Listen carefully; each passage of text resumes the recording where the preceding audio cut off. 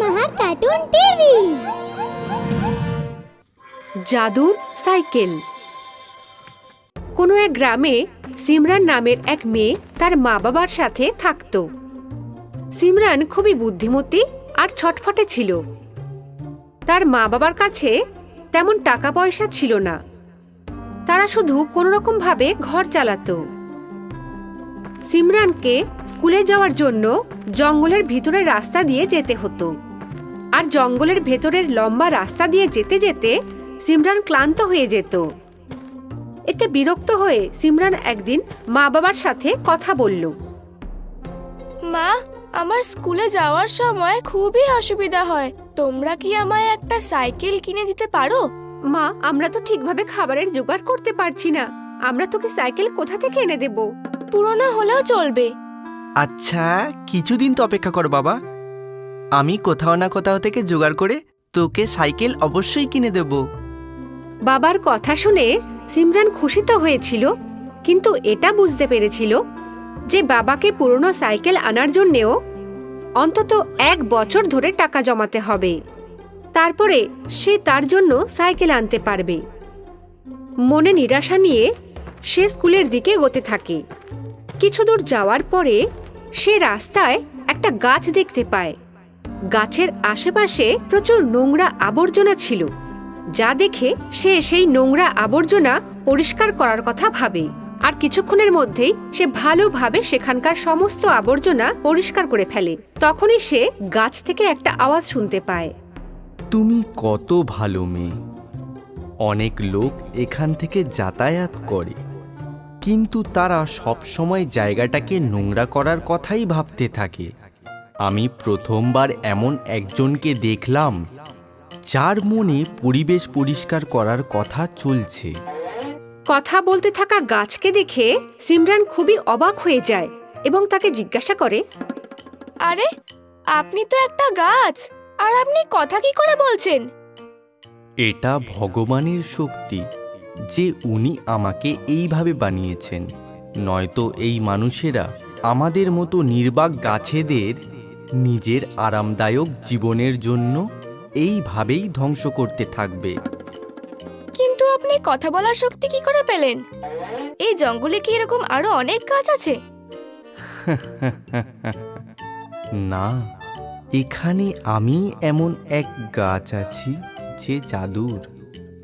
জাদুর গাছ? হ্যাঁ, আমি একটা জাদুর গাছ। অনেক সময় আগে আমাকে একজন পরী এই শক্তি দেন, যাতে আমি আমার বাকি সঙ্গীদের আশপাশের পরিষ্কার নিজের জাদুর দ্বারা করতে পারি। কারণ কোনো মানুষ তো এই কাজ করবে না, কিন্তু তোমার এই কাজের জন্য আমি খুব খুশি হয়েছি।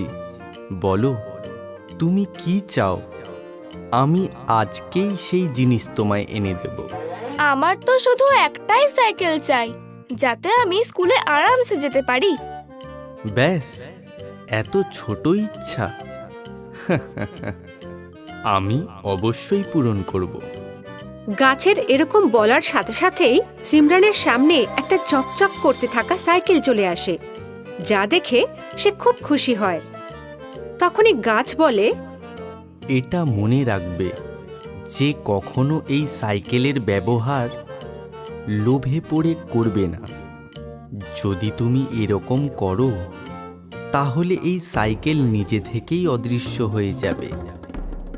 গাছের কথা মেনে নিয়ে সিমরান সাইকেল নিয়ে নিজের বাড়ি ফিরে আসে আর নিজের মা বাবাকে সমস্ত কথা খুলে বলে, যা শুনে তারা খুব খুশি হয়।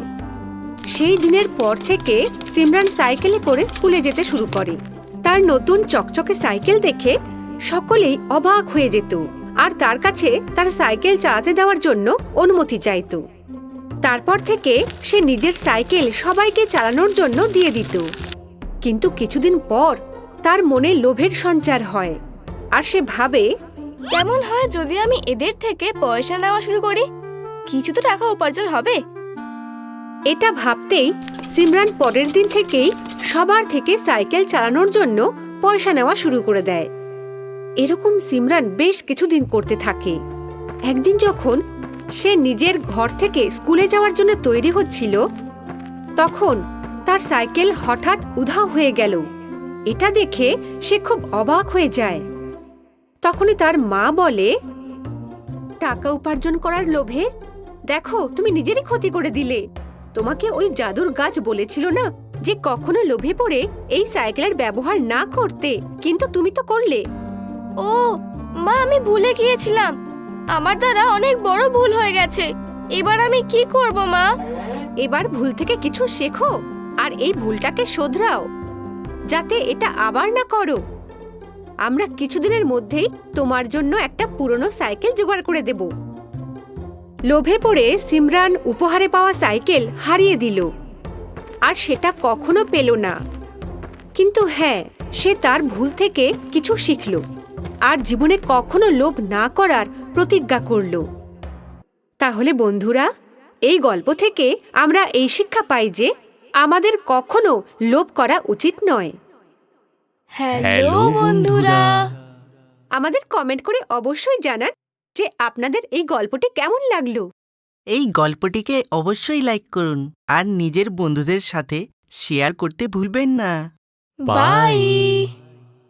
যদি আমাদের ভিডিওটি আপনার ভালো লেগে থাকে তাহলে এটিকে লাইক করুন, চ্যানেল সাবস্ক্রাইব করুন এবং আমাদের কার্টুন শোজ সবার প্রথমে দেখার জন্য বেল আইকন প্রেস করতে ভুলবেন না।